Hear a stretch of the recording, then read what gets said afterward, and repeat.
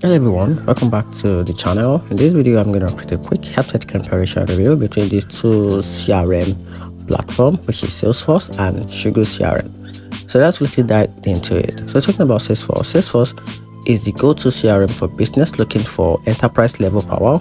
It offers AI advanced automation and a huge ecosystem of integration, which make it perfect for scaling operation and detailed analytics. The downside is the high cost and the complexity, which can be overwhelming for smaller teams.